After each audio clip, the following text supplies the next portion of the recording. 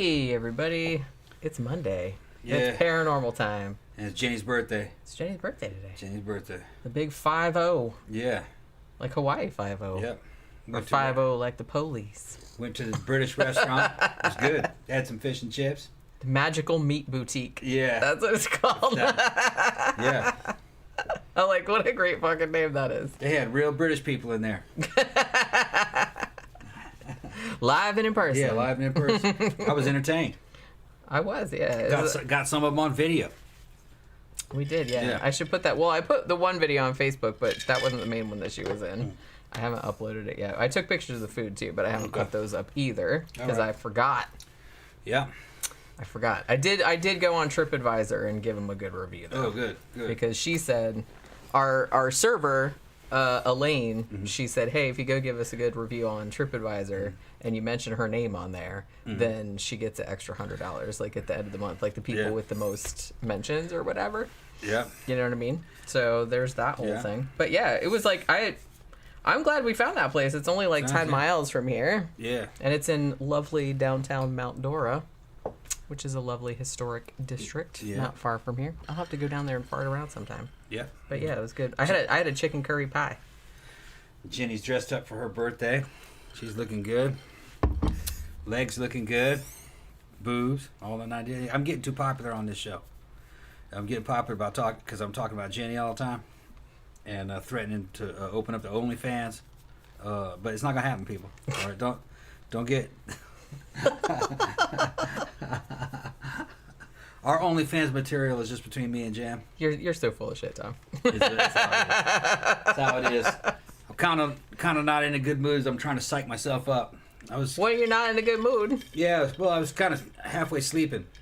Well, that's the thing. Like, I mean, I woke up really early. I usually do anyway, but I woke up at like 5:15, and then because I had to go to the bathroom again, like I had to get up like 3 times to pee in the middle of the night.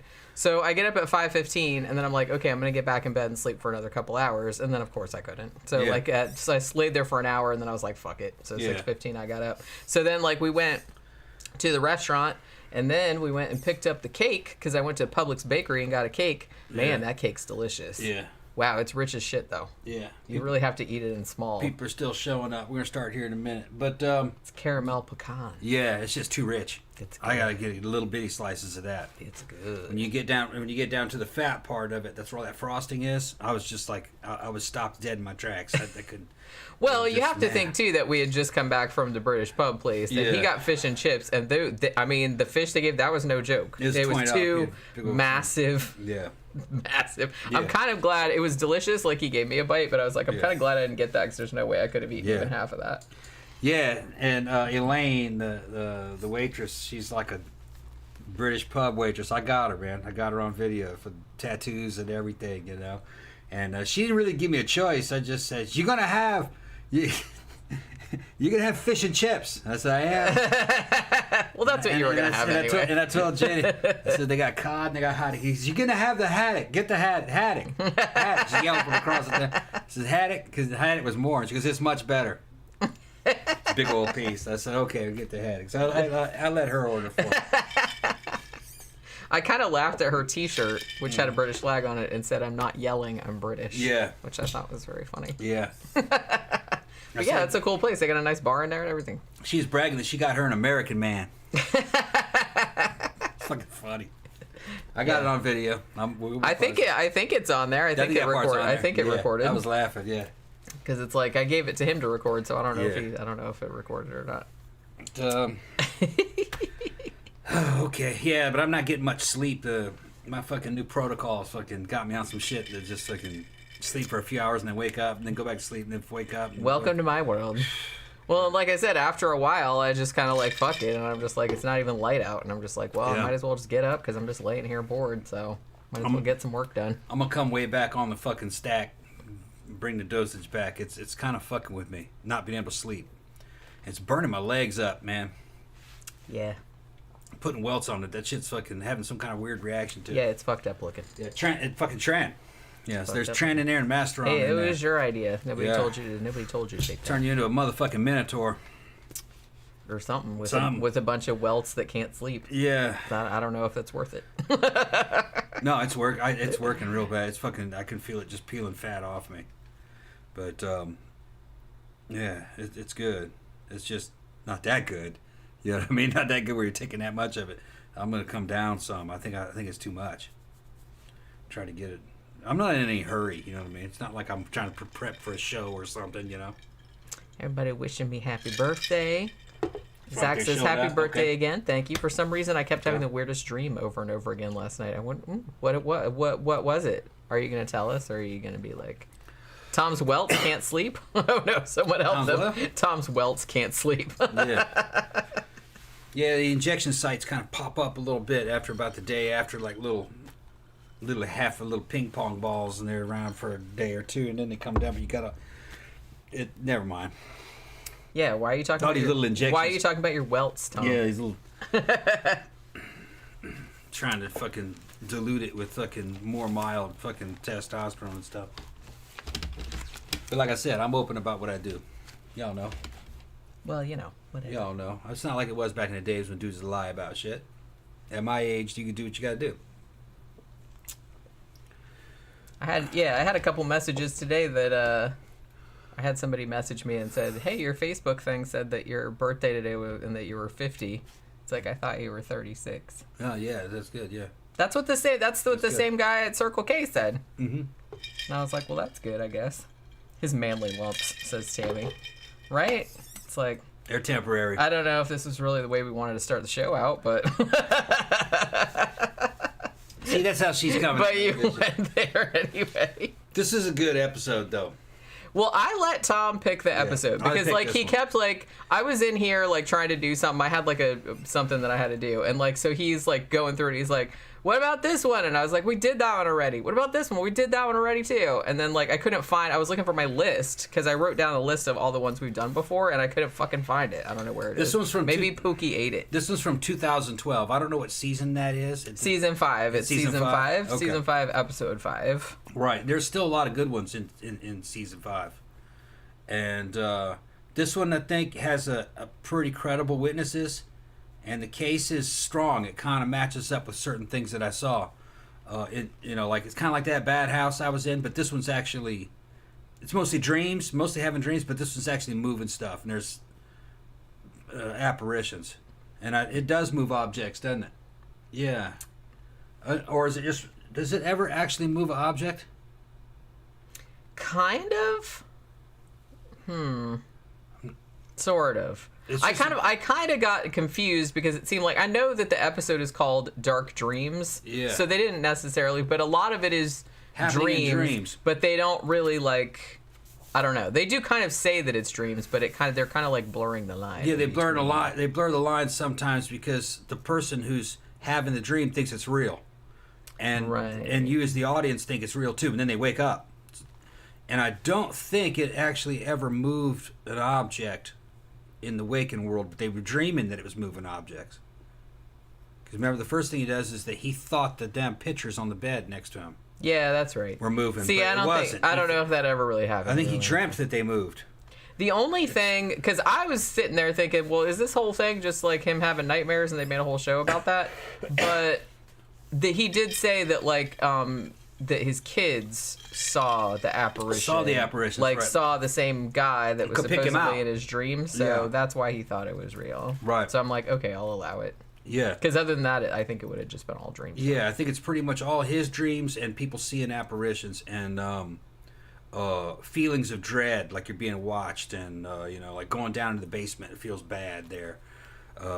Dreams and visions, paranormal dreams. That's what they are. Which that one house that I was in I had those. They're weird dreams that seems like they're coming from outside, and they're a message. That was the one where I kept seeing the visions of the damn starving puppies inside the pipes. And that's right. I remember you telling me about that. Yeah, I kept being shown that, and I don't know what it meant. Some of the pipes went straight down, and I could see it like X-ray vision, pipe going straight down. The pipe isn't there in my room in reality. It's only there in the dream. Imagine, like, next to your bed, there's a fucking 5-inch pipe going straight down into the floor. and you can see an X-ray vision of that pipe going all the way down through all 3 floors and going into the basement, and then about another 30 feet down underneath the basement floor into a chamber filled with fucking starving puppies. That's what I was shown. That's pretty fucked up. Yeah, very disturbing, and it was shown to me as if it was something important, and I didn't even really want to know. You know what I mean? I didn't want to know if there's any kind of damn chamber, down underneath there. I'm afraid I probably would have had to check, because I'd be like, there could be real puppies down there, and I have to help them. Well, they would have been long dead. I don't think that's what it was. Murder Hornet says, lay off the acid. Yeah. Speaking of dreams, Zach says, cause I asked him about the weird dream. He said, someone was chasing me into the yard of some crappy motel, and I kept doing something different every time, but I kept falling like in a video game with multiple choices. God, I hate fucking dreams like that. Yeah. Next Dimension Media says, I know being from Florida, this is not your first rodeo, referring to the hurricane. Don't worry about the hurricane. But I hope you guys stay safe this week. Yeah, we'll try. I mean, like I said, the house is supposedly built for hurricane standards. That doesn't necessarily mean anything if it's like really bad, but the shitty thing is that if the power goes out, because then like the power might be out for like days and days. I got generators. We got a generator. I got 2 generators. We got 2 generators. And one of them they're both good. And they're new. One of them's a fucking powerful one. But I don't think it can run all the air conditioners, and I don't have the hookup for the side of the house yet. I mean, they wanted $2,000 to get that hooked up.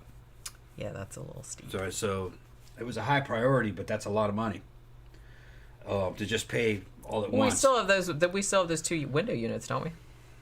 Yeah, I got all the window units and all kinds of stuff, so I can run that.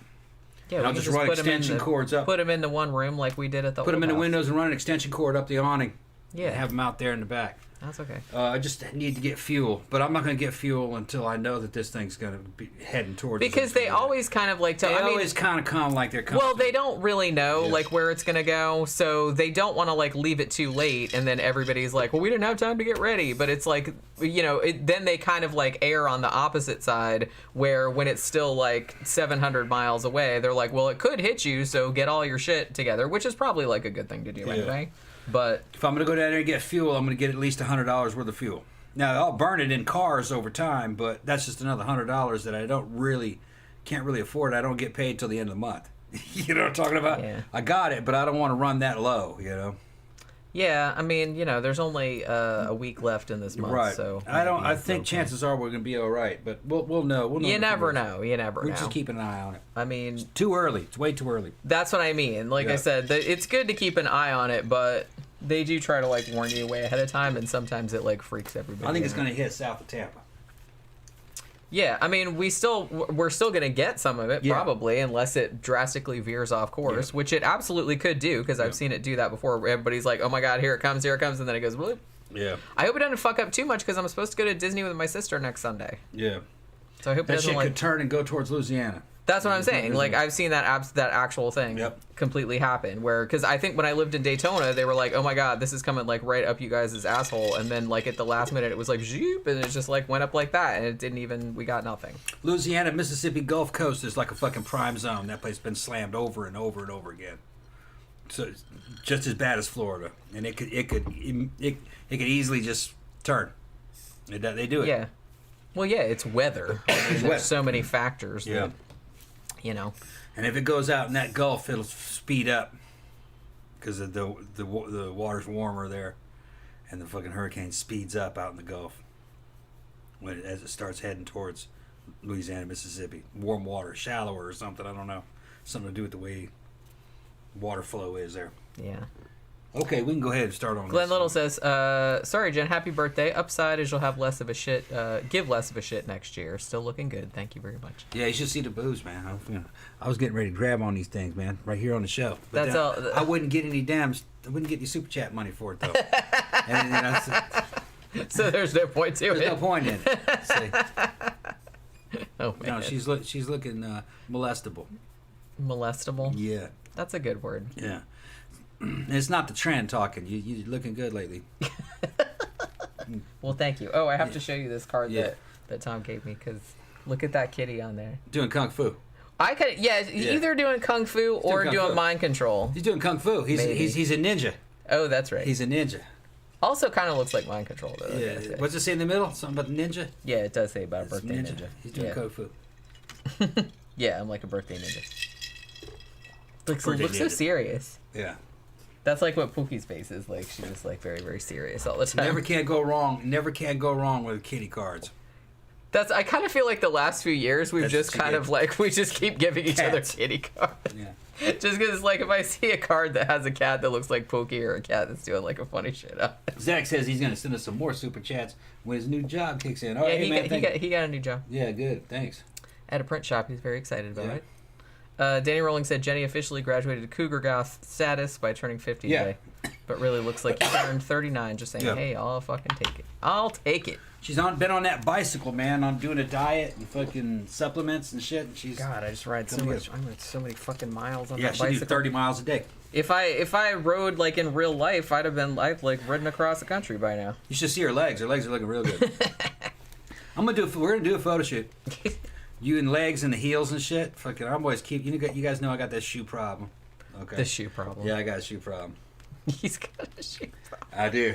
It's not so bad where I just need the shoe and don't need the woman anymore. If there's a woman and there's a shoe, it's just fucking mind blowing. Yeah, he's just fucking mind blowing. I don't understand it. I don't understand it either. Tom. Some kind of fetish I picked up over the years. And the more uncomfortable the shoe, the better he makes it. It's got to be kind of fucking really high. Because then I'm always just very like, uncomfortable. Oh man, they got to look like I'm gonna break my ankles. Yeah, like in this shit. They've got to look like bondage fucking implements and shit. I guess it's kind of like the Chinese dudes and the foot binding type. Yeah, thing. weird. That fetish, that the small foot as possible or something. But I don't know, just That's something weird, about real aggressive looking shoes. They don't have to have super skinny heels either. Like, some of the stuff that, like platforms, I like those too. Big old fucking goth platforms, and so they don't have to be little. I don't really like little shoes. I like big shoes. I like them both. It just depends, Camp Guy said, I wish girls still wore pantyhose everywhere, like when I was in high school. I mean, I don't like pantyhose like the nude ones. I like black tights though. Yeah.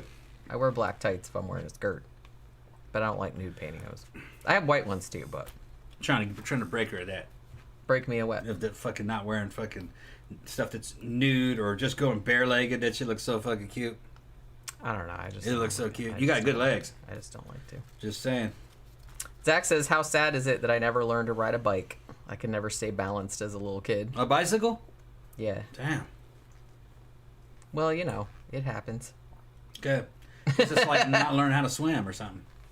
Well, I know a lot of people that don't know how to swim either. Yeah. You know what I mean? My grandma never learned because she was afraid of putting her face. First things that they taught putting her face in the water. Yeah, I learned to swim when I was really, really little. Yeah. I loved to swim. Basically, in a Southern family, they throw your ass in the water as a baby. Fucking, you learn how to swim, but you're gonna be around water.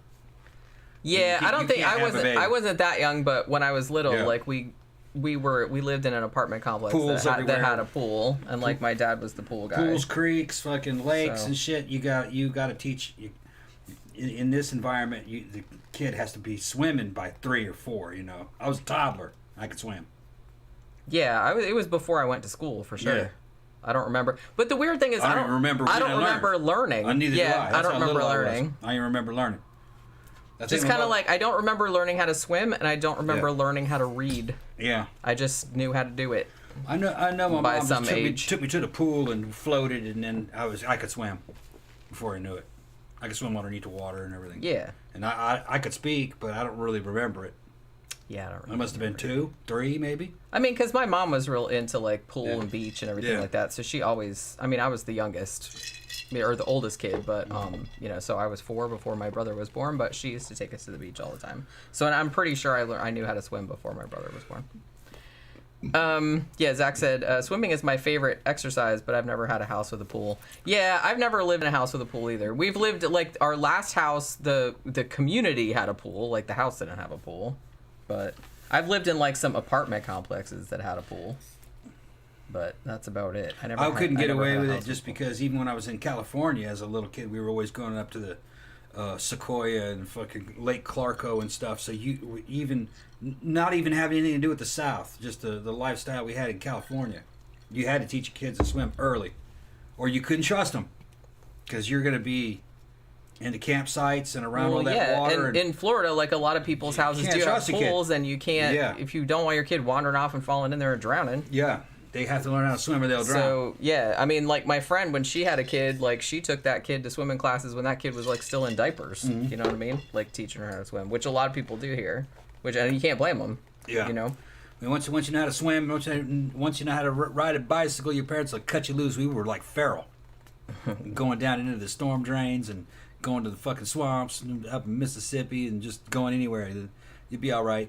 They didn't worry about serial killers and shit. They probably should have, but that was rare, you know. And another thing is that we were never alone. We always traveled in big packs of boys with packs of dogs with the boys. That's another thing. Little boys and dogs are about the same. But wherever we went, we always had 3 or 4 fucking dogs with us, too. Kind of like babysitters. Dogs are better than little boys. Yeah. Similar enough. Similar interests. Chasing shit, digging shit up. Danny Rowling said, yeah, the Ghost Soldier episode definitely had a birthday cake scene, but wasn't scary at all. No. Being told by a discount. Like, that's why we thought about it, because it had the birthday thing going on.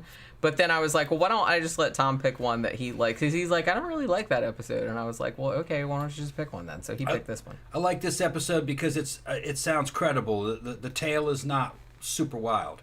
And the family seems to be pretty credible. The guy telling the story is just a friendly guy, you know. And they got a guy playing him in the episode. Looks just like him. I kept losing track of which was the original sometimes. I get confused. They had veneers on the fake one. His fucking smile would be fucking shining throughout the darkness and shit. And then they switch over to show the real guy during his interview, and he did kind of have a big old smile. Like almost Gary Busey level teeth. Not that extreme, but kind of along on that spectrum. He had just a big on smile. the Gary Busey spectrum. Yeah. But like a few steps down from Gary Busey. Not shitting on it. He seems like a nice man. Yeah.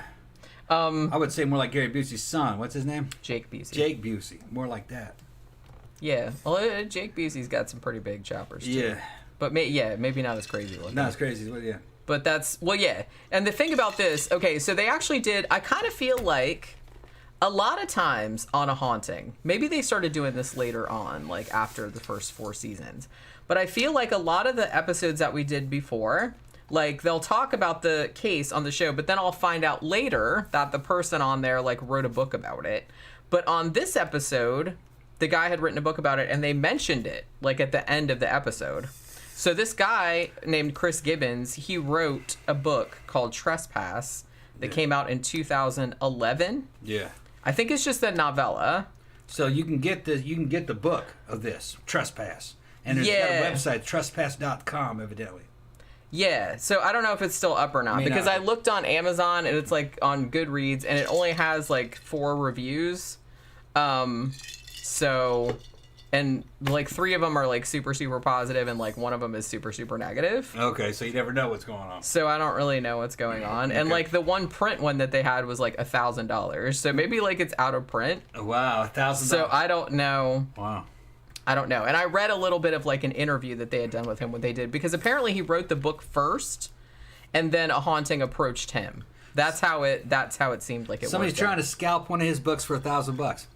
Yeah. Well, it happens a lot, like especially if there's not many not many of them out there. Like they figure, hey, why not? Maybe some crazy person with more money than sense will come across it and want it really bad.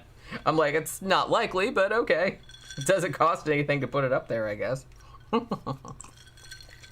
Jeffy Art said, Jenny's birthday is so epic, the skies down here in South Florida are ripping open. Stay dry, everyone. Yeah, I kind of feel like that's, I think they're getting some of that hurricane action down there. Are they? I kept getting, like, on my little thing that gives you the little weather updates, it kept saying hurricane on there. I'm like, there's not a hurricane outside right now. What the fuck are you talking about? And then it kept saying flood, and then it kept saying tropical storm. And I'm just like, tell me this stuff when the shit is, like, actually coming. Like, it's still like a day hours. or 2 away, I think. That's what I'm saying. Yeah. That's what I thought. And honestly, when I looked at unless it speeded up from the last time I looked at it, I thought, like, it probably wasn't even going to really affect this area until, like, later in the week. Yeah. Unless unless, like I said, it speeded up. Maybe it did. I don't know. probably just going to be a tropical storm by the time it gets here. Well, I don't know. The longer that it's over water, that's usually bad because that makes it more powerful. If it's over land, it usually like weakens some. So there's that. All right. So are we going to start talking about this episode Go now? ahead and talk about it. Are you in like a good mood now? I'm starting to warm up. You starting to warm up? Yeah. Okay, because I don't want you to be over there grousing and grumping. I do what I want. This was the episode you picked. That's why I said, yeah. I was just sleeping. Well, you got a nap. I didn't. I've been up since 5:15. I didn't. Yeah, I've been through this already. Yeah, that's what I said. So, I'm sleepy too, but that's just how it works. You're an adult. You have to be sleepy all the time. It's just kind of like a thing that happens. That's just how it happens. Got some shit there, man. Well, it's true though. Good. All right. So, like I said, this one's called Dark Dreams, Season 5, Episode 5. So this takes place in Grand Rapids, Michigan. By the way, I did not have time to type out my notes, so I'm reading from my little notebook, which I just like wrote down really quick, like while we were watching the episode last night. So, as I mentioned, this is the Gibbons family. Now, Chris Gibbons is the dad, and then he's an attorney, right? They said he was an attorney, like, with his own practice. And his wife's name is Kay. They didn't say what she did. And they have, like, 4 kids. Their names are Andrew, Sammy, or Samuel, something like that, Sarah, and Patrick. Now, all of them have, like, a traditional Irish band. It's one of those family bands. I looked it up. They're called the 4-Leaf Clover Band. So, like, the music that you hear in the episode is actually them. Like, they did actually come and, like, record music for that, he said. Like, I saw that in the interview with him. So what they do is they decide they're going to buy this house in Heritage Hill, which I've never been to Grand Rapids, Michigan, but apparently this is, like, a really, really nice historic area.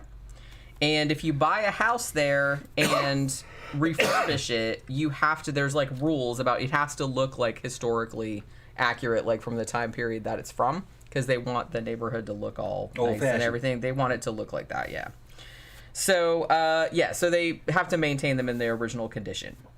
So he buys the house and he's very excited about it, but his wife was like, yeah, it needed a lot of work. And then she says, our last house took 9 years to renovate.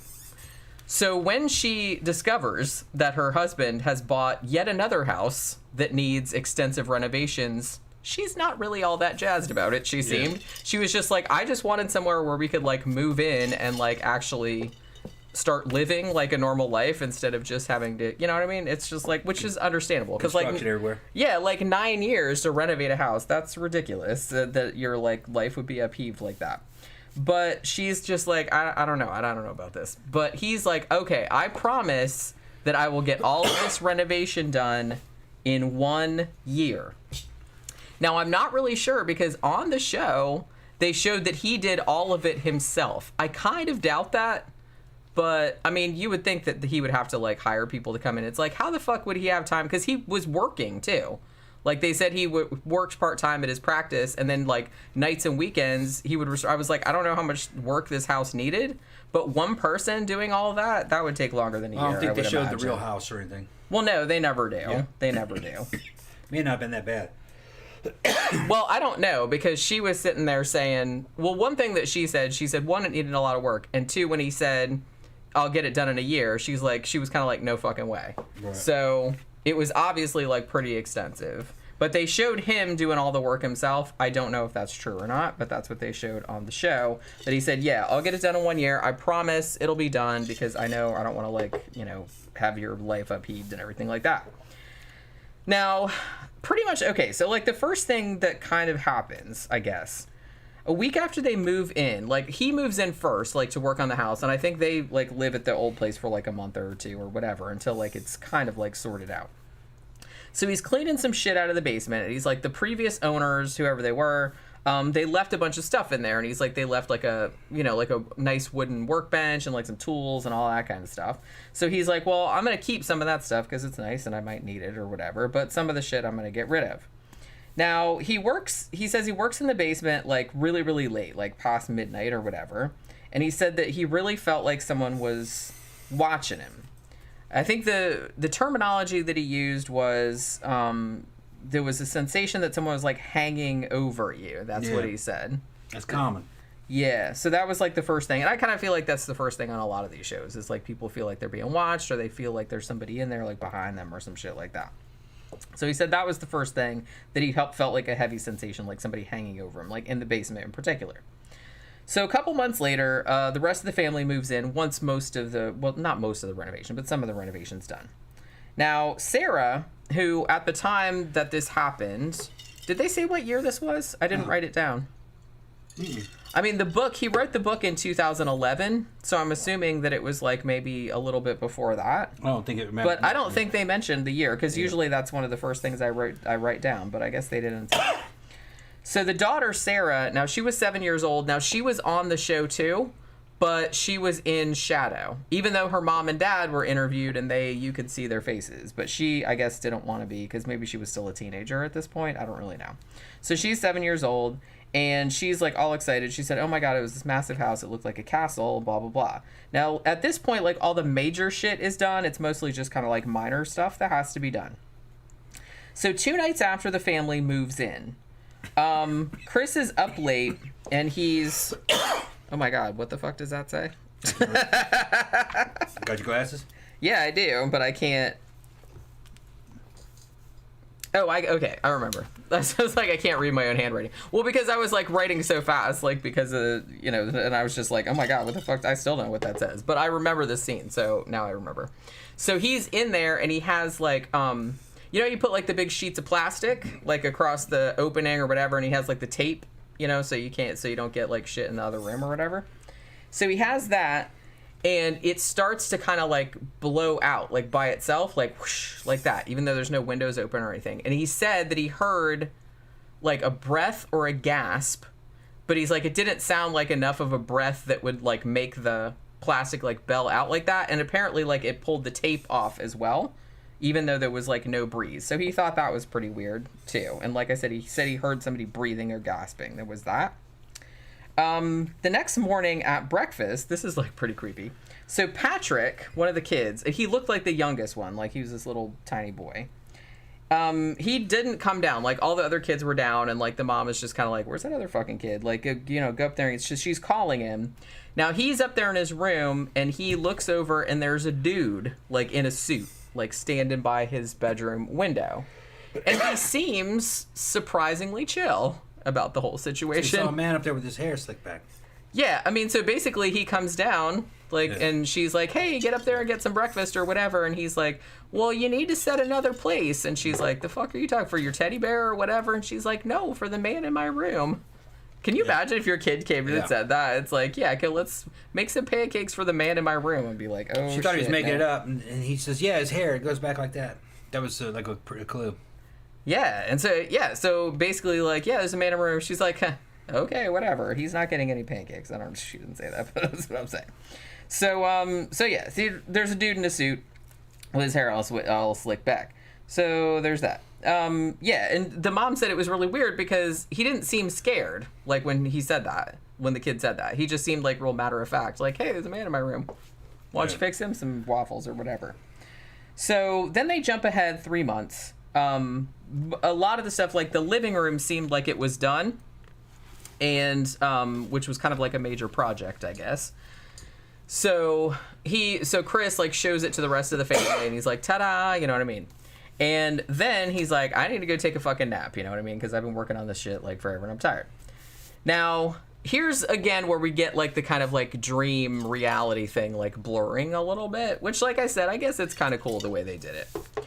So he lays down to take a nap, and while he's laying there, he sees, and it's actually kind of cool the way they shot it, but it was just kind of like they had all these little framed pictures on the dresser, and they kept like moving around by themselves, like like that, like scooting around. They were scooting. Yeah, he's looking at him. And he's like, what the fuck? Because like that's what you would do if they just started like scooting around, and he's just like, that's pretty fucking weird.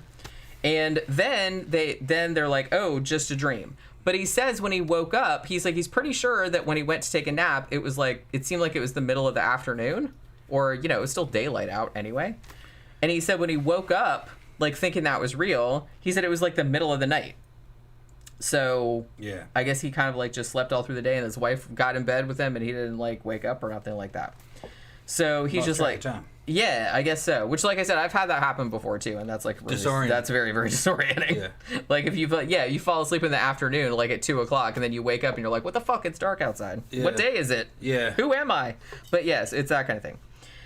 So he's like, "Yeah, I just had a really weird dream," but he doesn't tell her what it is. Now, the first dream was basically just the little pictures going like that, and didn't like one of them break or something. I don't know, something like that. It was just a dream. Yeah, they were like scooting around. Yeah. But like I'm saying, well, he saw that again, like in a later dream, so they were kind of like recurring, is what I said. Now, the same night, like I said, it's not all dreams because some of the other people in the house, like other family members, did experience some shit as well. So apparently later that same night, like he goes back to sleep, his wife goes back to sleep.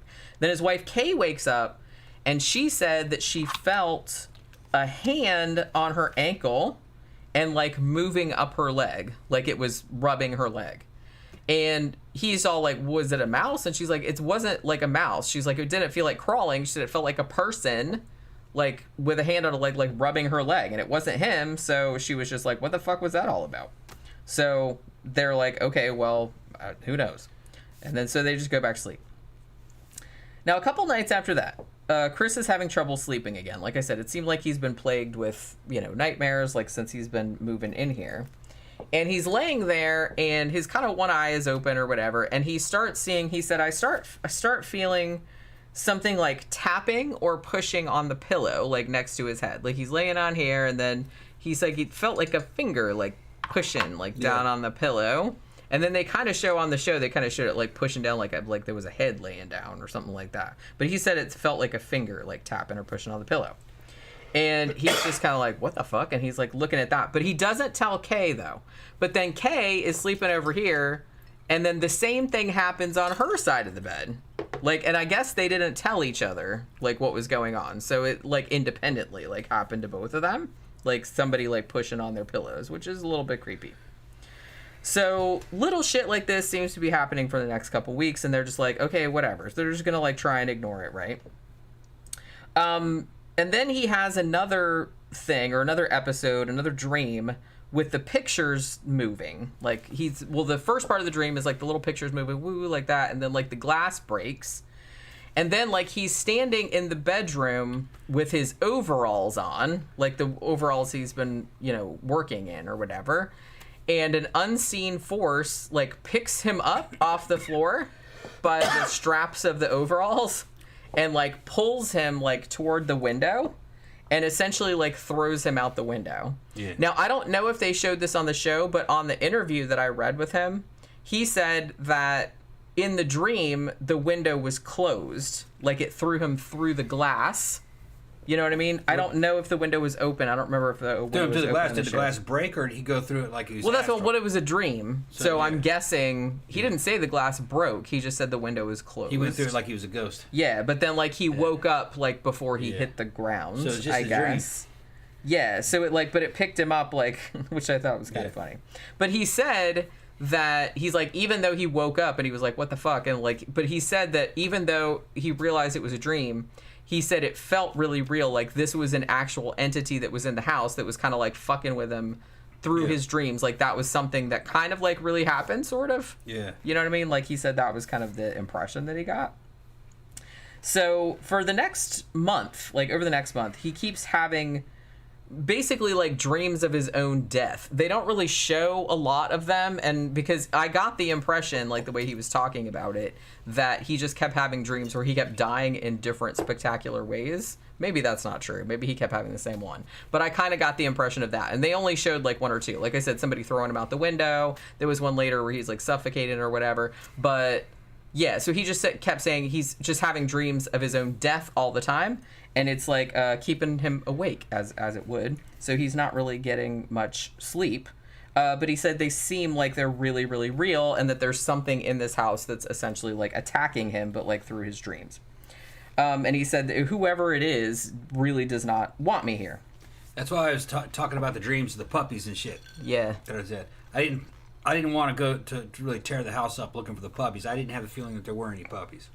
I just saw the dreams as an attack. Yeah. It was something that it was showing me. To disturb you. To disturb you? Yeah, but there may have been something behind it, but it wasn't puppies.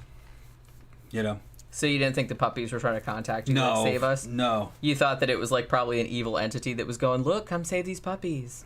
But really let me out of my whatever. The only thing that I was worried about what it might represent is children, but I wanted to kind of put that out of my head. Yeah. I didn't want to think that along those lines, you know what I mean? Because that's going a little too far. Well, that's kind of like but what... I was kind of thinking that maybe that's what it meant, but maybe I was meant to think that, though. I kind of thought that, too. Yeah. That was the first thing that I jumped to. Yeah, but I may have been meant to think that. You know what I mean? So I just tried to discount it as just an attack.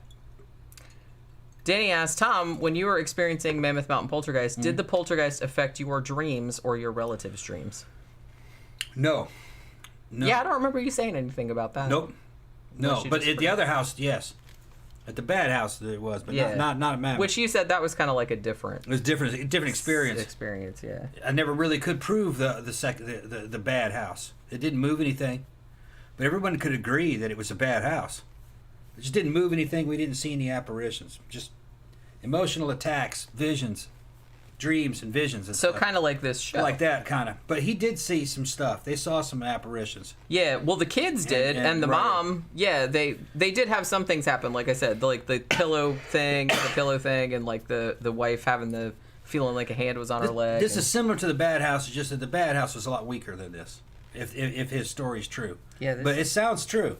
This seems kind of kind of egregious. Sure, a lot of stuff going on for that kind of haunting. I think that's a classic haunting. Yeah, he seemed to perceive it as that. They didn't really get, and this family seemed very, very religious. This was a Catholic family. But I will give them credit that they didn't jump to demon. Right. They just thought that it was a ghost who was an asshole who didn't want them in the house, like a dark entity. They didn't say demon. They didn't say it was demonic. Or a part of him. They didn't really. They did call a priest to bless the shit, but it's like it wasn't really. Or no, the priest didn't even come there. He goes to the priest. Yeah, I'll talk about that. It could be that.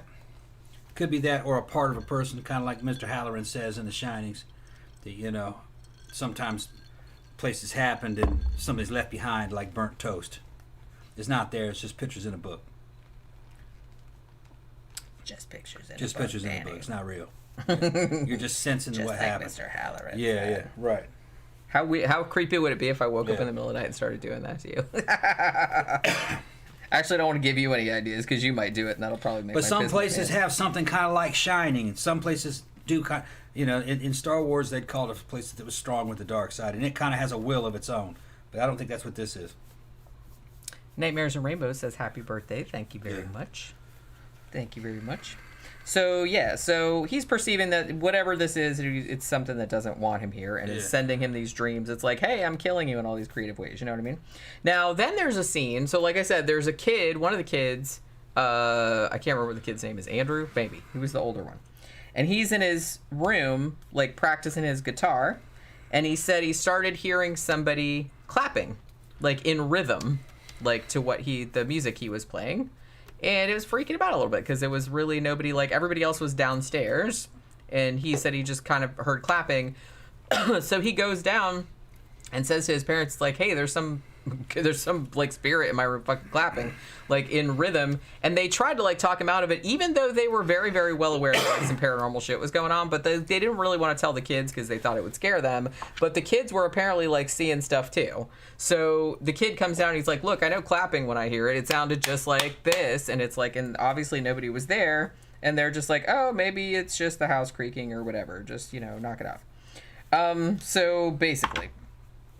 So Chris at this point decides, okay, well, I'm going to call a priest. Because like I said, this was he was a very Catholic family. And he's kind of like reluctant to say anything because, you're going to go to the priest and say, hey, I think my house is haunted. Like, you know what I mean? And he's just like a little bit embarrassed about it, I guess. So the priest this priest like sucked even more than the one that like came to that one house and was just kind of like bless, bless, bless. And then it's just like, bye. It's like, I don't like it in here. Like the door opened by itself and he just runs out and they're like, is that it?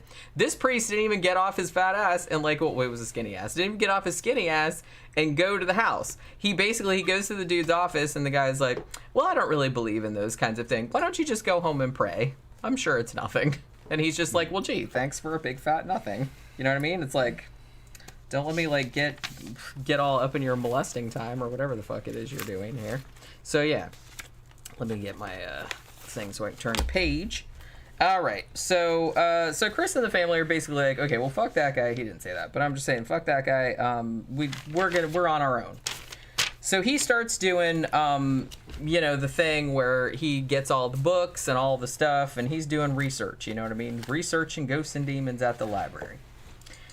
And then he goes and researches like the City Hall records. Now, apparently this house that they bought, like I said, it was a historic house. I don't think they mentioned, it was in Heritage Hill. I don't know how old those houses are generally in Grand Rapids, Michigan. But he said that previously, this house had only had 3 previous owners, however old it was. So I'm guessing it like stayed in the same families for a long time. And they find... in all the old records and stuff, they find a picture of one of the previous, like, I guess it was the owner before them, or one before that, I'm not really sure. Like, they didn't really say, like, how long ago it was. But they find a picture of the guy, and the guy looks like the description that the kids have been given, like, the kid gave, like, the apparition guy that he saw in his room. So they find out that the people that lived there before them was a married couple, and they had lived there for 50 years. Now, the husband had died 20 years previously, and then the widow went to a nursing home, and then hence they sold the house. Now, I don't know, like, at the time that this show was filmed, it almost seemed like they were saying, like, the widow was still alive, but they didn't, like, go contact her, so I don't really know. But she didn't die in the house. The husband died in the house. Would you stop it, Pokey? Don't tear it. Oh, she knew she's in trouble. She jumped. I know you're in trouble. Yeah. She just jumped like that. Yeah, my foot hit the leg of her chair and she fucking jumped. Aww. She knows. Daddy didn't mean it. Yeah, she knows. Don't tear up the books, though. The cat's whole fucking reason for life is, Daddy, look at me. Daddy, look at me. Daddy, look. Daddy, look. Daddy, look. Yeah. Daddy, look. Yeah, she's always doing that. She's trying to get my attention constantly. Daddy, look. And if it's not you, if you're sleeping or something like that, she comes in here. It's Mommy, look. Mommy, look. Yeah. Mommy, come here. Mommy, hey. Yeah. It's like having a kid. It's just like having a kid. Come here, pup. A tiny little furry child. Yeah. But yeah, so I guess the husband had died in the house. But like I said, the wife died in the nursing home, or it was still alive in the nursing home. I don't know. They didn't really specify. So at this point, they're like, okay, well, since the priest isn't going to help us, like, we know paranormal shit's going on. The kids are obviously seeing some paranormal shit, too, and they're getting a little, like, aggro that we're, denying the whole shit. So it's like, well, let's tell the kids, we'll lay everything out on the table because we'll be able to fight this better, whatever it is, like, if we're all together as a family. So, So they finally tell the kids, and the kids are like, well, duh, yeah, we've been seeing, like, all this fucking crazy shit. We've been seeing stuff for, like, months and months, and we thought you guys were, like, fucking with us and not telling us. I'm making a lot of this up. So a little while later, so Chris is at a party at the neighbor's house, and the neighbors that were having the party had a psychic there who was giving free readings for, like a party trick or whatever. So he goes up to her, and his friend kind of like talks him into getting a free reading, and he's just like, well, he says, go easy on me, I don't really believe in this kind of stuff. And then she looks at him and she's like, she says something like, are you trying to restore the past or bring back the past or something like that? And she seemed to know that he was restoring a house. And for a second, I thought, well, if this is in the same neighborhood as his house, I'm assuming that everybody that buys a house there is like probably restoring it. So I don't think that's so crazy that she would say that. And she's like, do you have something from the house that I can like hang on to? So he has a key and he gives it to her because I guess she has that thing. What's that called? What's that psychic thing called where you hold something? Techie. Yeah, what the fuck? I know there's a word for it. I'll probably think of it in like 5 minutes from now. But so he gives her the key to hold on to, and she says, somebody who used to own it is still there, and his whole thing was, well, maybe because he died in the house and his wife is either still at the nursing home or died at the nursing home. His theory was that the husband was like still in the house because he was like waiting for her to die or wondering why she wasn't still in the house. That was his theory about why the dude was still there. So he asks the psychic about that. Like, is that why? Like, are you waiting for your wife or something like that? And apparently the psychic got possessed and got, like, scary possessy voice. And she says, no, I hate that woman. And I was nice. All right. That ghost is a jerk, so that's cool. So yeah, he's not waiting for her. Basically, his whole thing is he just likes the house and doesn't want to fucking leave. Yeah. It's as simple as that. I mean, that seemed like his whole thing. It's like, it's my house and I'm not leaving. So fuck off. So yeah. After that, the dreams like get worse and worse, it says. It got more violent, more frequent, it said. Sarah, the daughter, also had trouble sleeping. She said that a lot of times they would hear shit like footsteps coming up the stairs, like their doorknobs would rattle, all that kind of stuff. Sarah also said she saw the same dude, like the apparition. Like I got the impression that she had seen him more than once. Because like she's laying there in bed and like kind of peeks over and like he's just fucking standing there like in the doorway of her room, like staring at her, being all creepy. And she's just kind of like, well, there he is again. That's kind of like, that's a little disturbing. But yeah, so there's that. So yeah, and like I said, the ghost is the same. Like the description is of the ghost that apparently like Chris has been seeing in his dream. So then we have another thing where Chris is in the basement again, and the light bulb starts unscrewing itself. Yeah, I forgot about that one. He saw it moving. Yeah, he said he saw it moving, and then, but like I said, I don't know if this really happened or if this is a dream too. So the light bulb starts unscrewing itself, and then he goes over to, like, there's a big cabinet down there, which I'm assuming the other owners left. Yeah. And he's like, I knew something was, like, going on with that cabinet. It was like a big wardrobe or something. It kind of looked like a big wardrobe. And so he goes over there and opens it, and then like a big like black shadow comes out of it and like starts suffocating him. And he said that was like the worst dream that he had, because that was okay. So the too. whole thing was a dream. Yeah. Okay. So I think the whole thing with the light bulb, I think that was a dream too. Yeah. But like I said, that's what I meant. They were kind of like blurring the line. I don't know if he was actually in the basement and saw that happen. No. Or later on he's saying that he kept having psychic dreams. Paranormal dreams is what he called them. Yeah. Which they're messages. Had the same thing. From beyond. Had the same thing happen. Yeah. It's just putting ideas in his head. Trying to tell him something. So he said that was like the worst one, because it almost seemed like it looked like, I couldn't really tell what it was. It was just kind of like this black cloudy thing. And it came out of this wardrobe. I think they're just trying to express it was just a it was just like a suffocating, an oppressive mass right. of fucking bad energy, which that was in that house, in that bad house too. There's no way to describe it. It's like something just bearing down on you. Yeah. You know? And you can't see anything. There's nothing there. You feel like a fool. Then you try to run out of it. And you feel like you did run out of it. And then you'd have a feeling that it was behind you, and you'd be looking at it. And it wouldn't just be you. You know what I mean? My buddy Eric would, same thing. Girlfriends that would come over, you had to walk them to the bathroom and guard them while they were in there. You know, it was a real phenomenon, but nothing you could measure or photograph. You couldn't prove it. People would say, oh, it's your imagination. Powerful ass imagination that fucking affect everybody that went into the house. It was just a bad feelings in the house. Zach said maybe we should write a book about that house. Wouldn't be much to the book. That'd be the thing. And I can't prove any of it. That's true. I know where the house is. I could find it again. Well, how long were you living there? About a year. About a year and a half. Yeah, I was going to say, I didn't remember it being that long. All right, so where was I? Okay, so yeah, so the thing comes out of the wardrobe and like seems like it's suffocating him, and he said that was like the worst one. It seems like he woke up sitting on the couch. It was like, holy shit, that was like the worst fucking dream ever. So a week later, they have a couple of friends over, like for drinks. And Kay, who is over this shit. And like Chris says that Kay actually normally, like 99% of the time, kept her shit together. So the fact that when they had friends over for drinks and she had a couple cocktails and she just started like having a nervous breakdown, like basically like, I can't take this shit anymore. He's like, so that was like really, really unusual, because normally she would, like I said, keep her shit together, but she couldn't do it anymore. So she basically is like, the shit's haunted. I don't know what to do about it. And she said that she had been in the basement earlier that day. And I guess this is what kind of like spurred her to actually like kind of just, you know, have a breakdown about it. Was that she was in the basement and she saw I wasn't clear over whether she actually saw this literally or whether it was kind of like an impression that she got. You know what I mean? Because it's almost kind of like she said vision, but then she said she felt it. So I don't know if she actually like saw it with her eyeballs or if it was just something that was like kind of projected into her mind or something. I don't know.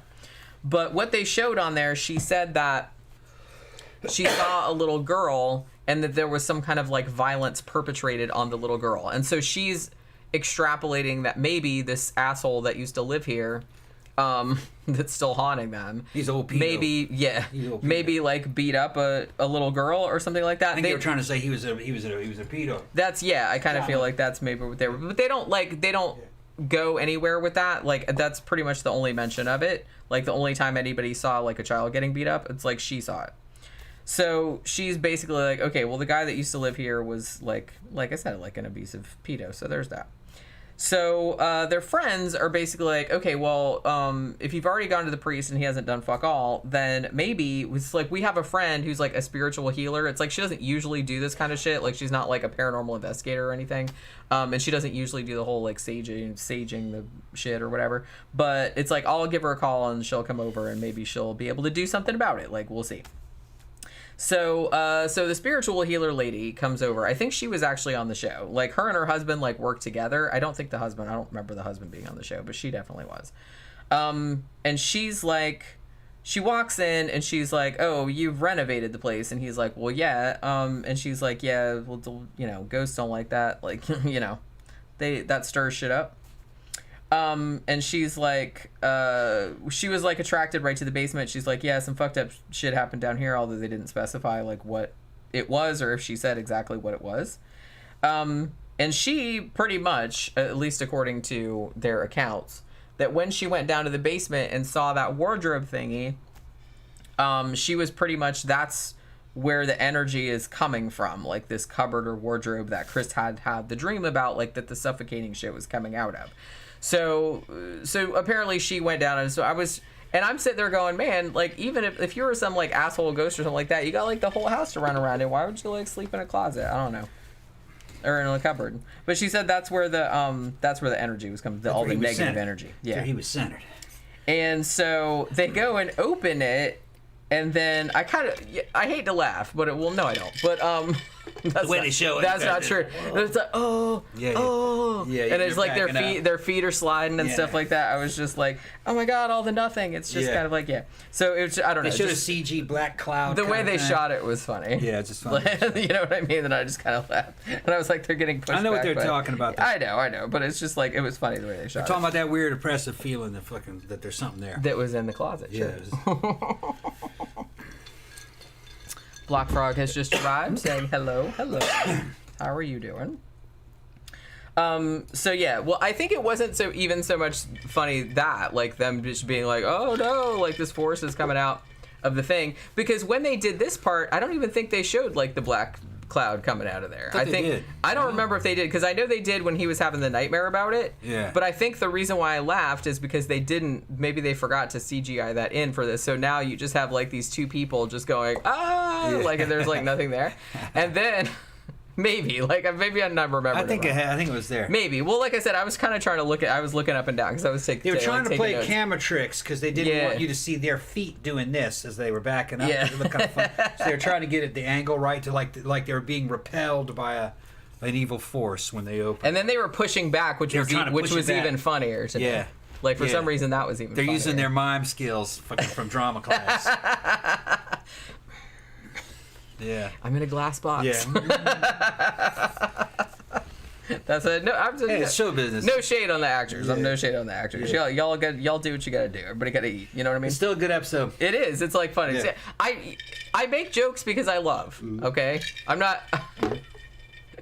I mean, I kind of feel like you get kind of like upset when I make jokes about it. It's like I'm making jokes because I like them. I just like, you know what I mean. That was just like really, really funny to me. I don't really know what happened in real life. I wasn't there. In real life, they opened it up and got a bad feeling in there, like ooh. That's what I'm saying. I kind of feel that's what happened.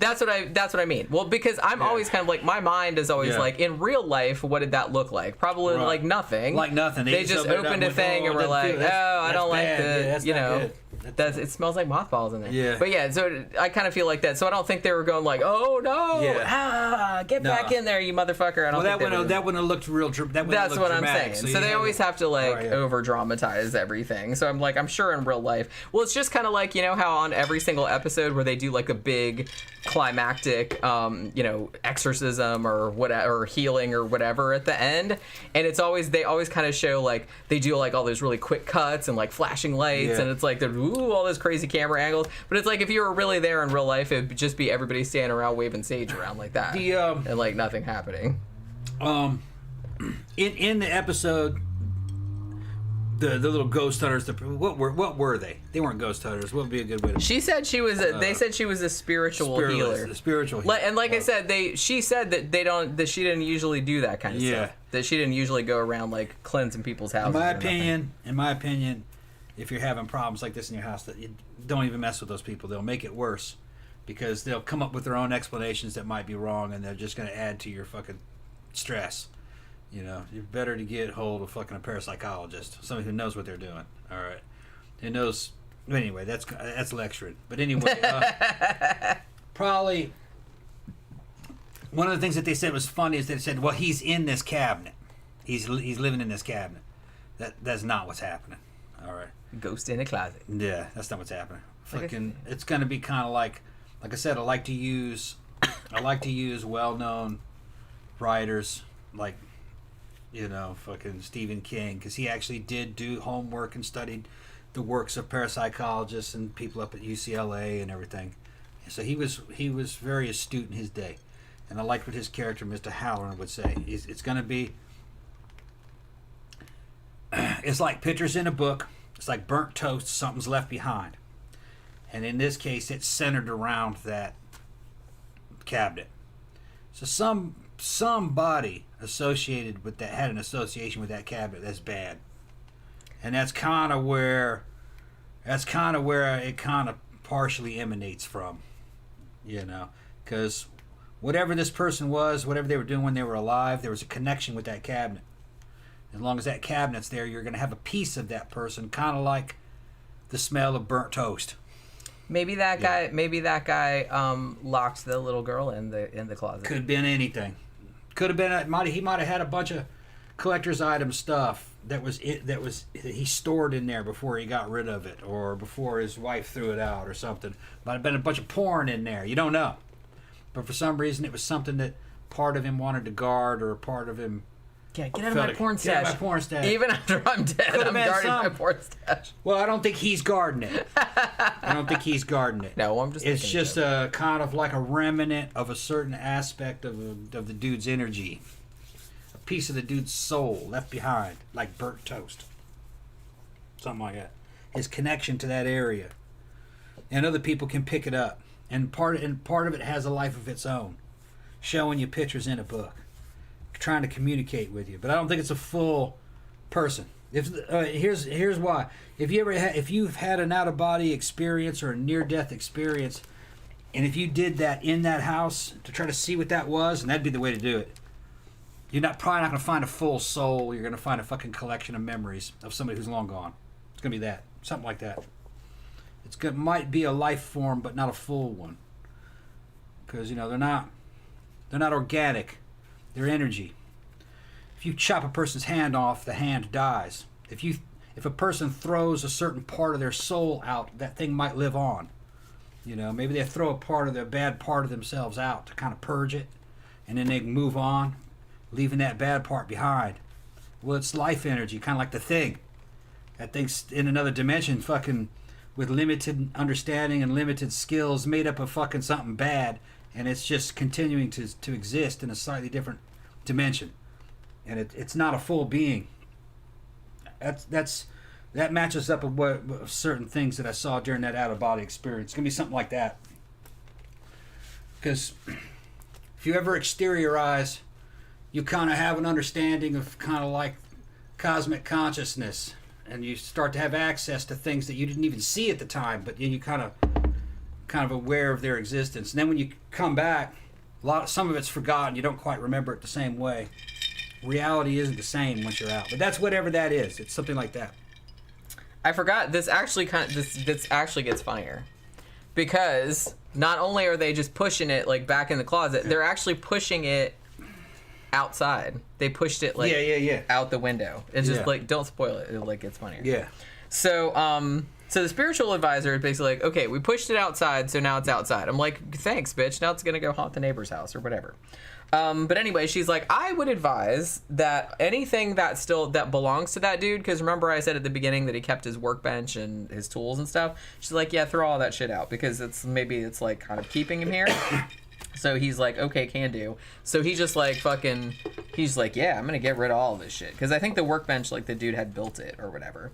So then they go out and they do like a perimeter around the house with water and salt and herbs. Yeah. Because there's a fucking H in it. Eddie Izzard. And stuff. Now, Kay is the one that has to do it, because according to the spiritual healer lady, women create and hold space. Yeah. All right. Just how they do it. Now, I don't know. I don't believe none of that. I think everybody's about the same, but... See how I'm doing that? Yeah, create and hold space. You can't do that. Only I can do that. Yeah, only women can do that. Daddy's asking, he says, you remember the pictures in Scatman Crothers' room? One of those exists somewhere. Those pictures were common back in the early 80s. Yeah, I remember seeing like other people with those. They were real popular with black dudes, and it was just a series of paintings. I don't know if they were on black velvet or not. Maybe they weren't. I feel like they probably should be, even if they weren't. But they were pretty decent. I would call them sensual African American nudes. They all had the fucking damn badass bodies and big fucking afros. It was like something out of the 70s. And they were real popular. They had guys buying them. They're around somewhere. You can find those. Although that one that was in Scatman's room, if you got a copy of that one, I imagine the original you can't get it, but the copy probably cost you a lot of money, because it would be famous from that movie. Yeah. But that was just one of them. Some of them had a man and a woman, like in embraces. That's the one that I remember, because I remember saying, whose house was I at that I saw that? I don't know. I mean, I was a kid. I don't know. And it was all African American art. Oh, must have been my dad's friend. Yeah. I think I was over at my dad's friend's house, and he had that. Yeah, so women are creating and holding space, like we're doing. See how I'm doing right here? Like live on TV, on YouTube. So they made like a spirit wall. And here's the funny thing. So the guy, like, he throws all the stuff, like Chris throws all the dude's shit out, and he was like real excited about it too. He's like, man, he's not even just gonna like throw away the workbench. He's gonna like chop it all up, and he's just like putting the stuff in the garbage can like a man. And then like we're watching it, we're like, yeah, go haunt the dump, you pedo. I was like, he sending the ghost to the dump. That's where he's gonna go with all his fucking stuff. So the kids come back, because I guess they sent them away while they were doing the shit. And then they do the whole positive love light, kumbaya, whatever. And apparently it worked. They pushed the ghost outside. Now, I will note that they apparently didn't get rid of the ghost. They just pushed him outside the house, and they won't let him back in, I guess. Because they made this whole, like, spirit wall, like, around there, so he can't get back in. So it all worked, yay. They said you could tell right away. Now, here's the funny bit. 4 weeks later, says Chris, he's out in the neighborhood jogging, and he's jogging, and he looks over in the shrubbery, like in the woods or something like that, and he sees the fucking ghost over there. Yeah. In the neighborhood. He said it was, I don't know how far it was away. He's out in the bushes. He said it was a few blocks away. Yeah, and the dude was like looking at him, and I'm like, you locked him out of his house. It'd be something. I've never heard that before. You're running down the street, you look out in the woods, and the ghost is out there looking at you. Going, bitch, you got my house. I was like, oh my God. Did he leave me toothpaste? I'm just living out here in the woods. You feel bad? Yeah. Do you feel bad? That was my house, motherfucker. But yeah, so he didn't go haunt the dump. He just went and haunted like a couple blocks. I don't know why it's a few blocks away, but I just thought that was like, that really like made me laugh too. Then like the ghost would go like haunt the neighborhood. He's like outside. He's all like, sure wish I could go haunt somebody else's house, but nobody else wants me to come in. He could just go haunt somebody else's house, I would think. They could just do whatever they want. So basically, what they have to keep doing, he says, I guess to keep the ghost out and to keep his sad little ass like over there like a few blocks away so he can't get back in. So they have to keep doing this little like spirit wall, hey, keep out ghost ritual. And apparently they have to do it every night. And he's like, so the whole family. Oh my God! Thank you, Deborah. Damn, looks like a big old woman. Holy shit! What is that? $50. $50. Thank you very much, Deborah. Thank you. Oh, that reminds me. Yeah. Our UK patron Dermot also sent me $50. Oh, great! Thank you for my birthday. Thank you very much. I meant to say that at the beginning of the show, and I completely forgot about it. So thank you about that. Yeah, thank you very much. That's so awesome. Happy birthday, Jim. Thank you. I know. I'm having a good one. Mm-hmm. Having a good one. But so they're doing all this, and eventually the family gets sick of doing it, as you would. Chris is kind of like sick of it. He's like, no, we have to keep doing it. He's like, well, I'll just do it by myself. And they're just like, Jesus Christ, like every single night we have to do this? It's like, no, thank you. We'll switch. I get it. So Chris does it by himself. So he's doing the thing at the cabinet, and because you think everything's over now. So he's doing the thing at the cabinet, and then he slips into a dream world, or is the whole thing a dream? I'm not really sure. But he's in the dream, and he starts fighting the ghost, and he legitimately punches the ghost. Because remember on the other show, we said... it from a dream. Right, but remember how on the other show, like, the guy was saying, it's like, you don't know what to do about a ghost, you can't punch it. But apparently, if you're in a dream, you can punch it. Like it does. Because Chris, in this episode, does actually punch it. It makes sense. Although it's in a dream. He punches the ghost in a dream. If you're in a dream, and it's in a dream with you, you could... Because it's psychological warfare. Nobody's hurt. It's just ideas. Well, it's kind of like that in the spirit world too. You can't really destroy anything. It's just not really your place to destroy anything. You can just drive things off. It's just imagery, information. So that's what he did. He was in a dream, and it started fighting it in the dream, and it had an effect. Yeah. Wouldn't destroy it, though. You can just punch it. You can punch it all you want. Just make it mad, or hurt it, or scare it. Kevin Donovan says homeless ghosts. Mm-hmm. My life in the bush of ghosts. Yeah. I don't know why that tickled me so much. I just thought that was so funny. So either in the dream or in the real world, I'm not entirely sure. No, it was in the dream. But then he had the whole thing where he brought the little stool and the Bible or whatever the fuck, and he sat in front of the cabinet. That was later. That's what I'm saying. Yeah. Well, it was only like a minute later. Like Yeah. In the real world, he basically does kind of like a Buddhist or almost kind of like a Buddhist or Taoist exorcism. Instead, he says, "I can't make it leave. I can't force it to leave." Which he learned that from that fight. Because I just told you why. He learned that from that fight in that dream. You can't destroy it. So he went down and counseled it, and talked it over to the fucking over the other side, which is plausible. It's plausible. He counseled it. He said his quote was, Yeah. "I loved him out." Yeah. Which sounds a little weird, but okay. But like I said, punching it. It won't work. It didn't really work. I'm sure it was you can't very force it to satisfying. leave, so you kind of have to solve its problems so it leaves on its own. That's what he did. Which no, that matches up, but that would probably work. Yeah. Danny Rowling said he just lucid dreamed and fought the ghost. Yeah, maybe. They were paranormal dreams. Interestingly, It's like a psychic connection between him and whatever remnant that was. Interestingly, I was reading, like I said, an interview with this guy, like shortly after this episode came out. Because like I said, he had written a book called Trespass about this case, like before the episode came out. And he said that, you know the scene where, in the show where Kay goes down to the basement and says that she saw, like, the whole pedo episode? Yeah. Apparently, he said that something worse happened to his wife down there, but he didn't say what it was, and he said they didn't want to put it on the show. Okay.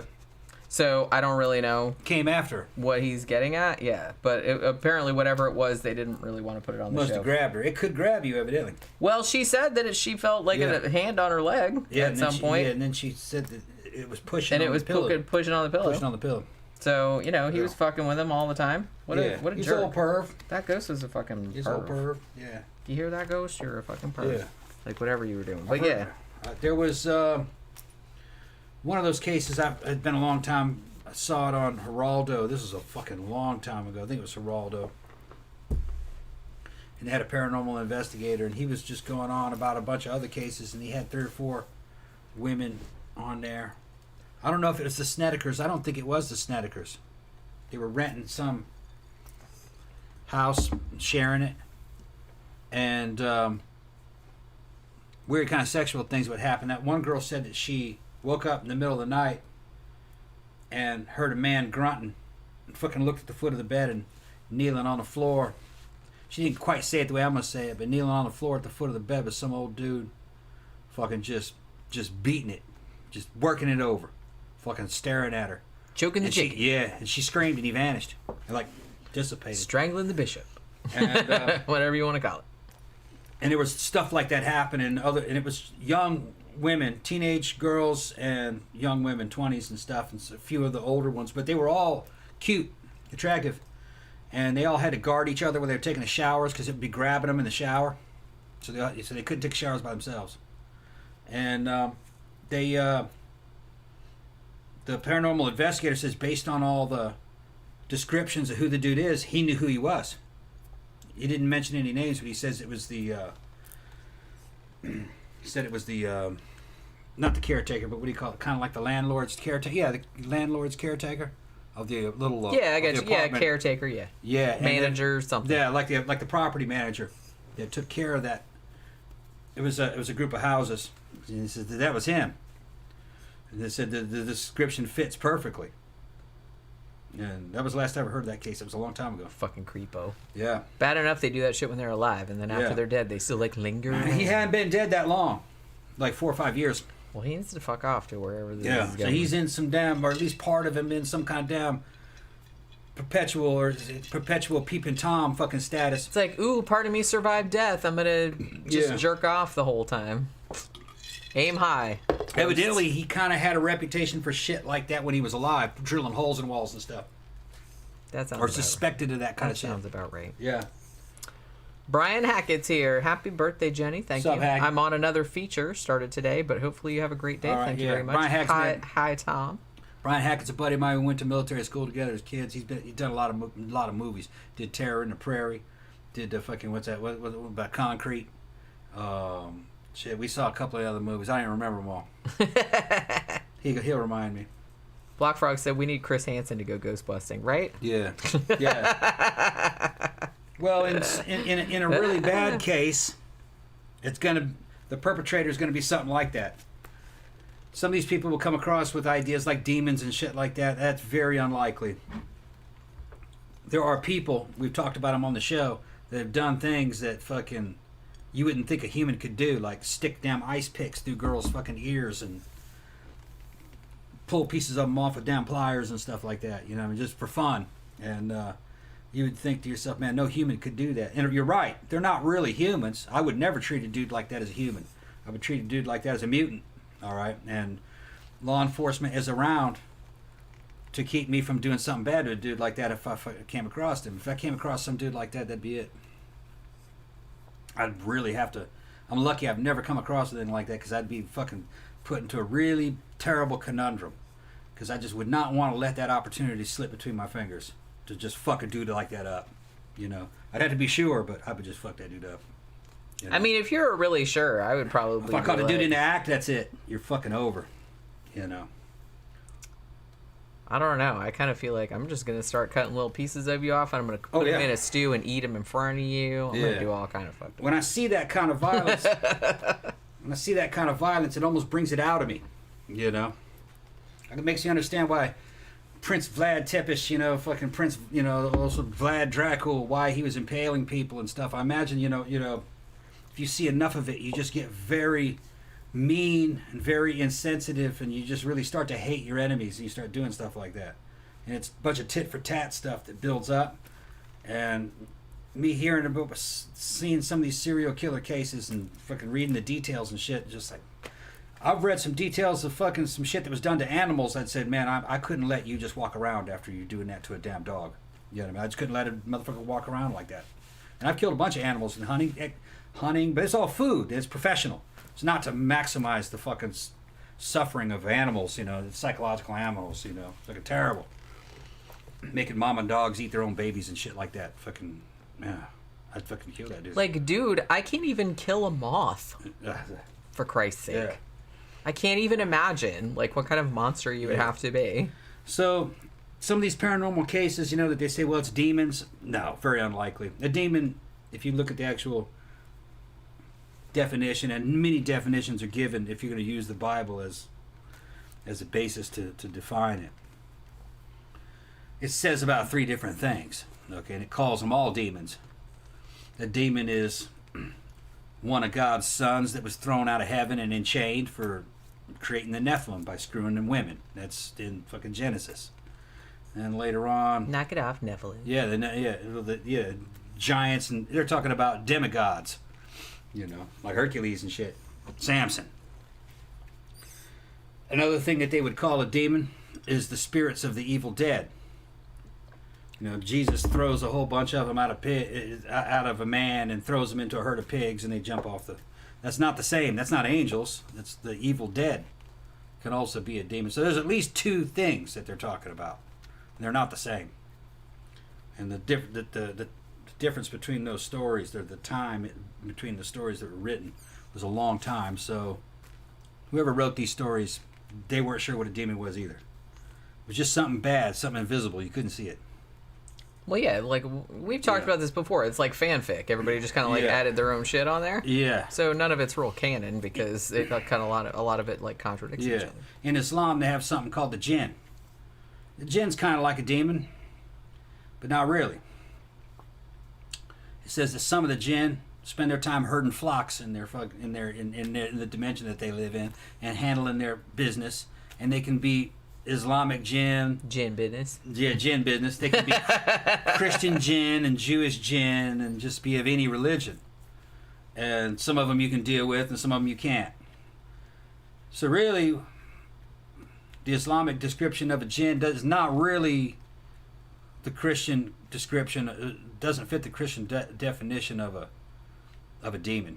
A jinn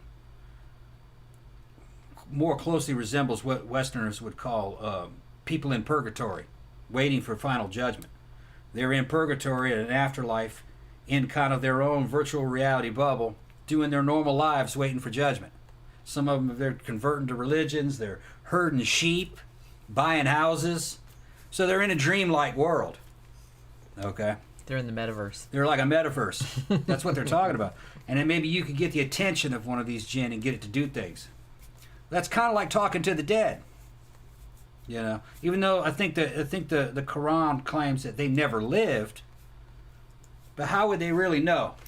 You might make the mistake of thinking that the thing had never lived. I think they might be mixing several stories together, because jinn definitely predate Islam. That goes back before Islam. That's Arabic culture, not so much religious culture. Other Arabic religions had those. Danny said Rosemary Ellen Guiley talks a lot about the jinn. Very fascinating stuff. I never read that. I've read a lot of her books, actually, but I don't think I've read that one. She did, like, ones about vampires and werewolves and all that kind of stuff, too. She's all into, like, folklore and whatnot. But I've read a bunch of her books, but I haven't read the jinn one. I worked with a guy from Iraq after I got out of the Army. I told him about the poltergeist. And he took the Mammoth Mountain. Told him the whole story, how it went. And he goes, that was a jinn. And I said, yeah? He goes, yeah. And he explained to me what a jinn was. The first time I ever heard of a jinn. Islam had its own explanation, but his interpretation was that it was a jinn, which made me think, well, stories of the jinn would have been bolstered by poltergeist and ghosts. If you saw a ghost or a poltergeist and you were in the Middle East, you're going to say it's a jinn. But I believe they have ghosts too. I believe.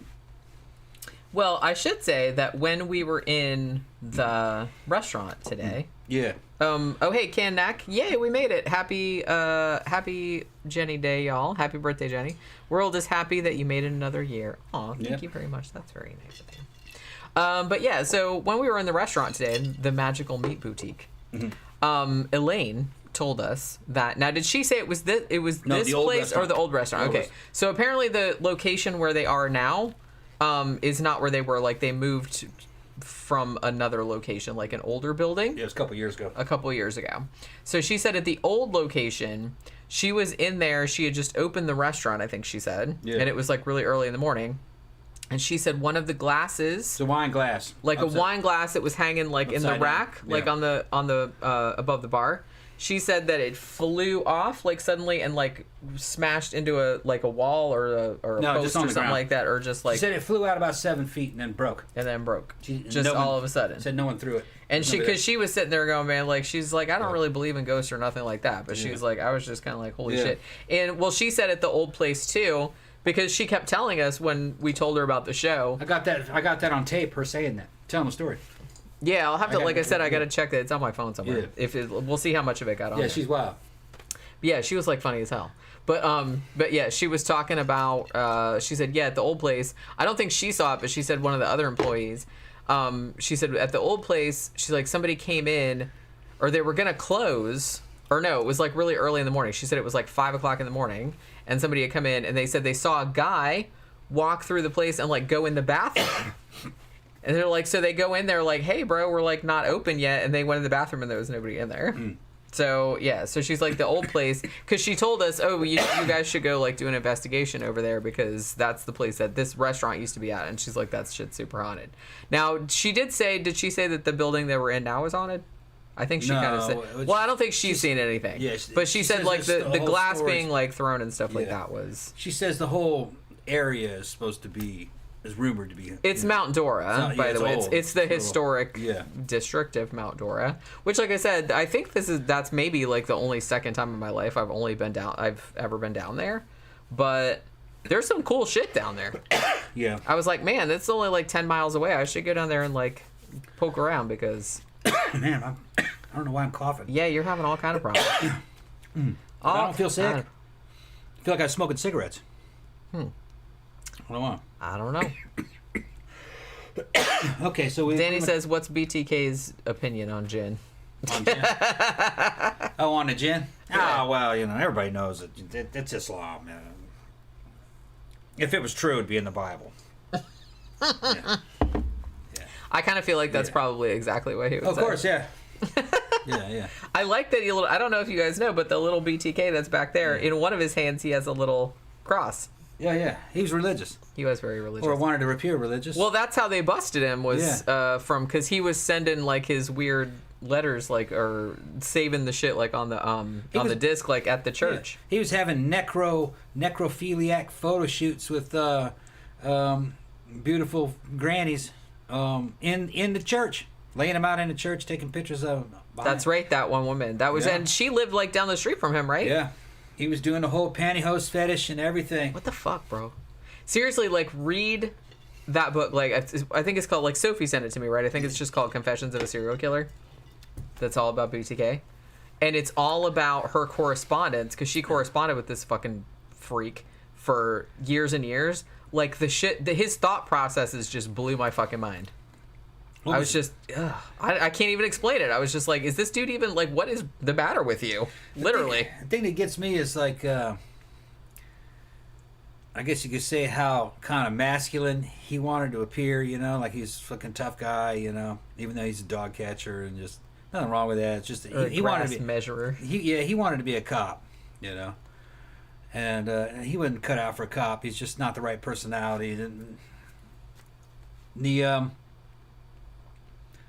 He was doing stuff like going out into the woods and digging graves and setting up a camera and putting on women's underwear and putting on a woman's mask and getting down in there and taking pictures of himself somehow. I guess he pulled the camera. Was there a string on the camera? And he was taking pictures of himself in the grave. Yeah, it might have been. Or no, I think it had a timer on it. Timer? Okay. He was just a fucking trip. And I don't know how he got all that shit developed. I guess he developed it himself. Oh, I don't remember if he said. Yeah, because it's not... Yeah, back in the old days, you had to, like, take the shit to be... Yeah, after the photo map, people be looking at your fucking photos before you got them.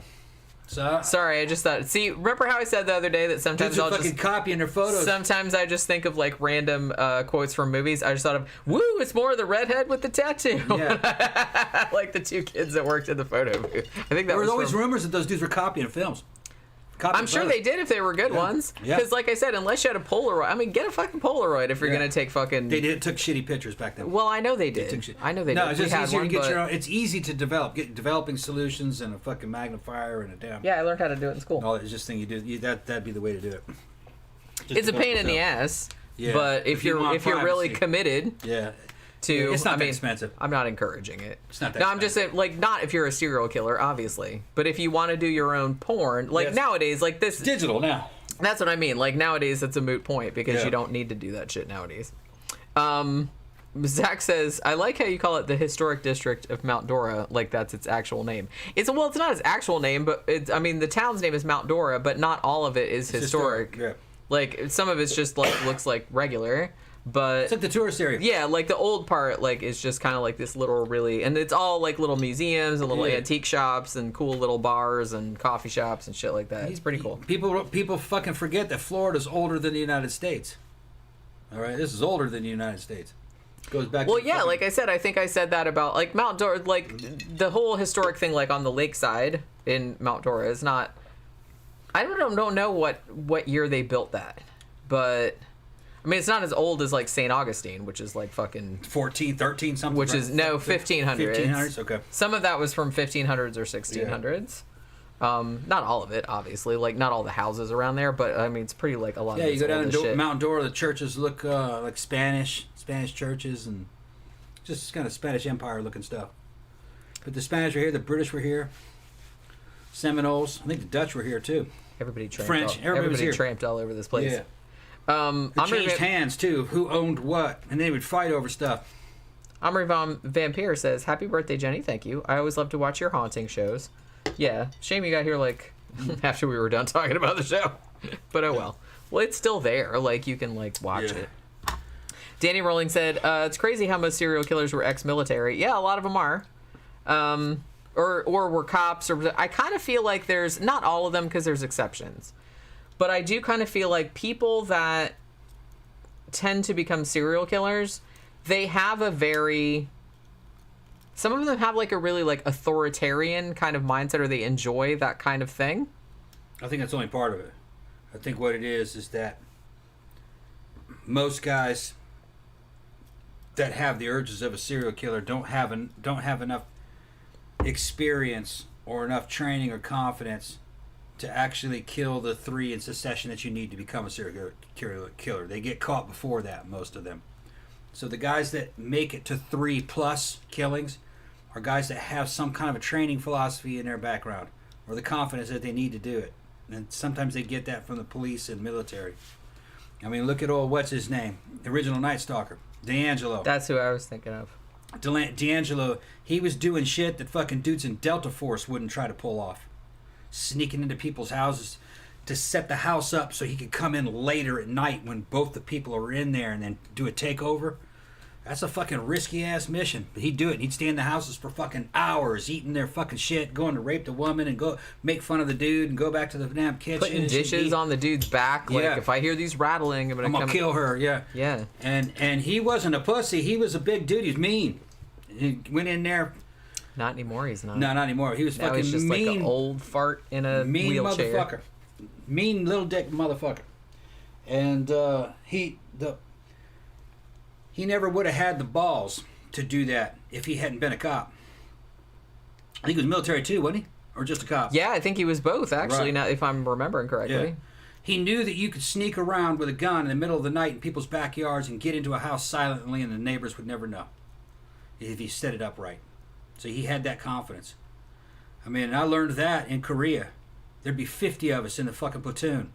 Wearing body armor, fucking helmets. I was carrying an M60 fucking belt-fed machine gun. And we would walk through Koreans' backyards all night long, climbing their fences and everything. 50 of us in a Ranger file. And not a single light turn on in the middle of the night. You would think 50 men would be heard. No. And we weren't that quiet. Climbing over their fences and shit. Never saw us. 50 heavily armed dudes in body armor. Back in the 90s. It was just part of our fucking training and our patrols going one place to the next. There just happened to be villages in the way. We just fucking went right through them.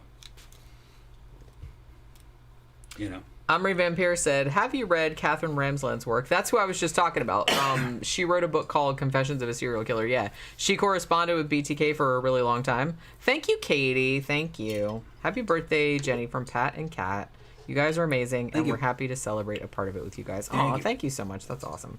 But yeah, that's who I was thinking of, Catherine Ramsland. Yeah. Our friend Sophie sent me that book, and I'm fascinated by serial killers because the way that their brains work is just so alien, and that's interesting to me. It's horrifying, but it's also kind of interesting. So, like, reading his letters and, like, the things that he thought about himself and the things that he thought about what he was doing really, like, weirded me out. Like, the whole time I was reading that, it was kind of, like, blowing my mind. I was just kind of like, holy shit, like, how can anybody's brain be that fucking different from my brain? Because I was like, I have no idea, like, where you're coming from with that. You know what I mean? Fucking crazy. Crazy. I think a lot. Each one's a little bit different. They are, yeah. So, that was just him. But yeah. Danny says, so is tomorrow's movie going to be Alligator? Probably. I was just talking about that earlier. I think it's still on Shudder. If it's not on Shudder, it's probably on another streaming service. I mean, if we have to pay for it, I guess we will. But I was just like, I don't know. We were watching Chud, and I was like, man, I kind of want to watch Alligator again, because I haven't seen that since I was a kid, and I remember, like, scaring the shit out of me. And so I kind of wanted to watch it again. And I think Shudder has it, but maybe not anymore. I'm not really sure, but I have to check. So hopefully it'll be that. We'll find it. We'll find it somehow. So you seem like you're winding down. Getting real hot.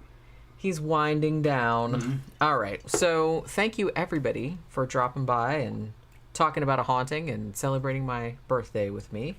And we'll be back tomorrow, probably talking about Alligator from 1980, because that's kind of what I want to watch this evening. So that should be fun. So hopefully you guys will hang out with us again tomorrow, 6 p.m. Eastern Standard Time. And we will see you guys again tomorrow. Bye.